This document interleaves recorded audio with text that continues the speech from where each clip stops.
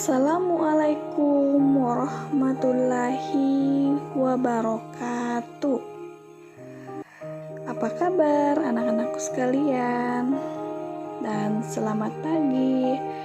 Semoga sehat selalu ya. Nah, hari ini kita masuk di pelajaran 4. Ayo membayar zakat. Nah, apa sih zakat itu? Nah, ada yang tahu? Nah, hari ini kita akan belajar tentang zakat sesuai dengan tujuan pembelajaran kita. Apa itu zakat? Makna dari zakat. Nah, pengertian zakat. Zakat menurut bahasa dan zakat menurut istilah. Sedangkan zakat menurut bahasa ialah membersihkan, artinya membersihkan, tumbuh, suci, dan berkah. Adapun zakat menurut istilah yaitu mengeluarkan sebagian dari harta tertentu yang telah mencapai batas tertentu kepada orang yang berhak menerimanya. Nah, adapun hukum dari zakat, menurut Quran Surah Al-Baqarah ayat 43, dan dirikanlah sholat, tunaikanlah zakat, dan rukulah beserta orang-orang yang ruku. Di sini artinya kedudukan dari zakat sama dengan sholat, ya. Artinya sama-sama wajib untuk dilaksanakan antara zakat dan sholat. Adapun macam-macam dari zakat.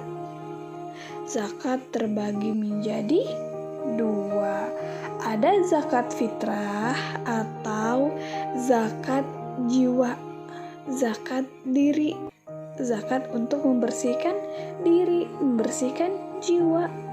Dan ada juga zakat mal atau biasa disebut dengan zakat harta.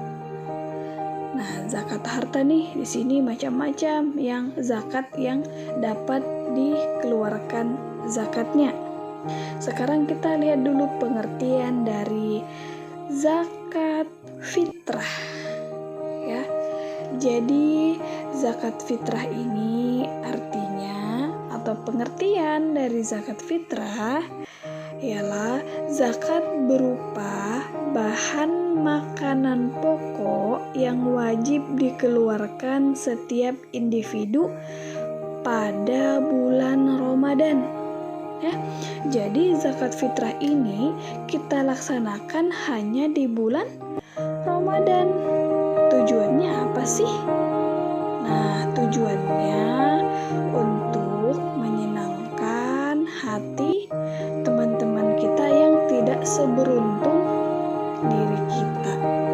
Adapun hukum dari zakat fitrah, yaitu hukumnya ialah fardu ain, artinya wajib bagi setiap orang yang telah memenuhi syarat-syarat tertentu. Nah, baik itu anak yang baru lahir, orang yang sebelum meninggal atau sakit parah, maka tetap wajib selama dia masih bernafas, maka harus tetap mengeluarkan zakat, ya, kecuali orang yang masih hamil, jadi anak dalam kandungannya belum wajib untuk membayar zakat. Adapun syarat wajib zakat tersebut, ya. Nah, yang pertama, beragama Islam. Nah, jadi bagi yang bukan beragama Islam tidak dikenakan wajib zakat sejak usia bayi, anak-anak ataupun lanjut usia, maka dikenakan wajib untuk membayar zakat. Ya, mau itu baru lahir atau sakit parah yang sudah hendak meninggal tetapi masih bernafas, maka tetap wajib untuk membayar zakat. Kemudian yang kedua, memiliki penghasilan yang cukup untuk kebutuhan sehari-hari, wajib untuk membayar zakat. Zakat fitrah untuk anak-anak menjadi tanggungan orang tuanya. Jadi untuk kalian tidak perlu khawatir karena zakat kalian ditanggung oleh orang tua kalian. Yang ketiga, orang itu masih hidup sampai akhir bulan Ramadan seperti yang Ibu sebutkan tadi. Ketika orang itu sebelum meninggal misalnya sakit parah, tidak bisa bangun, tapi dia masih bernapas, masih hidup, maka tetap dikenakan wajib untuk membayar zakat. Nah, zakat fitrah juga sama dengan zakat abdan atau zakat nafs, yaitu zakat yang berkaitan dengan badan atau mensucikan badan atau diri setelah menunaikan ibadah puasa pada bulan Ramadan, ya. Nah, zakat fitrah ini kita keluarkan, yang dikeluarkan berupa beras atau makanan pokok lainnya. Seperti makanan pokok lainnya seperti gandum, sagu, atau makanan pokok lainnya sebesar 2,5 kg atau 2,5 kg atau 3,5 liter setiap individu, setiap orangnya untuk mengeluarkan zakat, ya. Contohnya nih, di dalam rumah ada 5 orang. Nah, satu orangnya dapat 2,5 kg untuk dikeluarkan zakatnya. Jadi 2,5 itu dikalikan 5 orang. Nah, berapa jumlahnya? Itulah yang harus dikeluarkan. Waktunya mulai 1 Ramadan sampai menjelang hari raya Idul Fitri. Jadi awal Ramadan sudah boleh untuk melaksanakan zakat fitrah sampai akhir bulan Ramadan. Malam Lebaran juga boleh sebelum melakukan khutbah di masjid atau melakukan hari raya Idul Fitri. Nah, dikeluarkan zakat fitrah ini agar orang yang tidak mampu dapat mengembirakan pada hari raya. Adapun zakat mal. Zakat mal biasa juga dikatakan dengan zakat harta. Jadi pengertian dari zakat mal yaitu zakat yang harus dikeluarkan atas kepemilikan harta apabila sudah mencapai nisab atau haul, ya, yang sudah ditentukan oleh syariat. Nah, zakat mal dimaksudkan untuk membersihkan harta yang dimiliki, karena di dalam harta yang dimiliki ada hak fakir miskin, ya. Jadi ada beberapa harta yang wajib dizakati yang sudah ditentukan, maka kita wajib untuk mengeluarkan zakatnya. Ada macam-macam, ada berupa emas, ada berupa hasil pertanian, ada berupa hasil pertambangan, ada berupa hasil barang temuan. Misalnya nih, dapat harta karun atau lain sebagainya, maka wajib untuk dizakati. Baiklah, akan kita pelajari sebagai berikut harta-harta yang wajib dizakati. Zakat mal juga mempunyai syarat wajib ya. Yang pertama, orang Islam. Jadi, selain orang Islam tidak wajib untuk membayar zakat. Ya.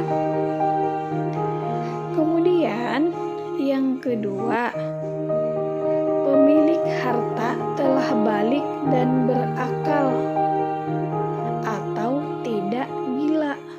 Nah, di sini pemilik harta telah balik artinya sudah dewasa, bukan anak-anak lagi. Maka dia wajib untuk membayar zakat dan berakal, tidak gila. Berarti orang gila tidak wajib untuk membayar zakat. Yang ketiga, harta tersebut termasuk dari jenis-jenis harta yang wajib dizakati. Nah, di sini telah ditentukan jenis-jenis harta apa saja sih yang wajib dizakati. Akan kita pelajarin di berikutnya. Kemudian yang keempat, harta tersebut telah mencapai nisab. Nisab ini artinya yang telah ditentukan dengan kesepakatan yang telah ditentukan oleh syariat agama. Nah, yang kelima, harta tersebut adalah milik sendiri. Jadi kalau bukan milik kita, kita tidak wajib untuk menzakatinya.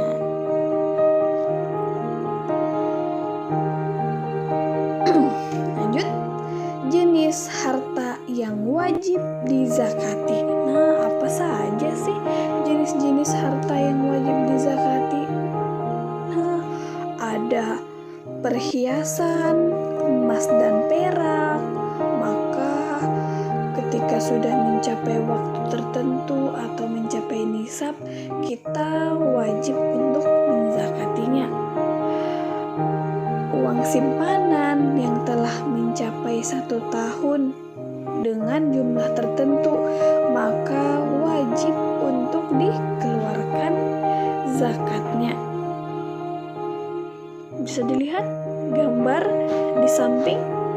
Nah, ada gambar emas, orang menyimpan uang ya.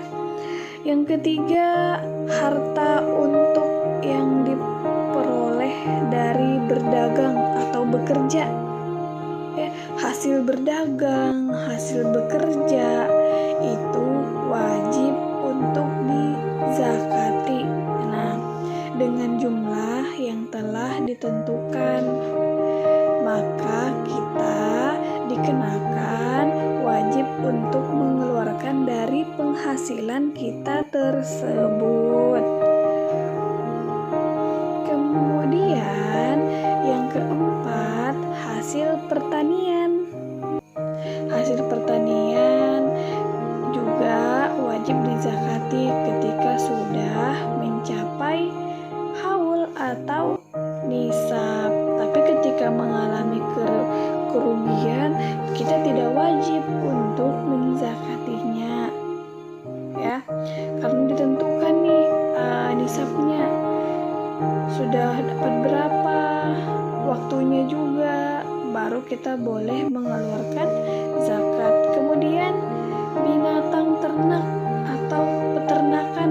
Kita mempunyai peternakan nih dan berhasil sudah mencapai nisab, maka kita wajib dikenakan wajib untuk membayar zakat, mengeluarkan zakat tersebut. Kemudian yang terakhir adalah rikas atau barang temuan.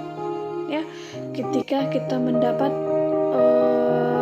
barang temuan, rezeki, atau misalnya mendapat hadiah sebesar yang sudah mencapai nisab, maka kita boleh untuk mengeluarkan zakat tersebut. Ya, demikian pelajaran kita hari ini. Terima kasih. Ibu ucapkan wassalamualaikum warahmatullahi wabarakatuh. Semoga selalu sehat ya anak-anakku sekalian.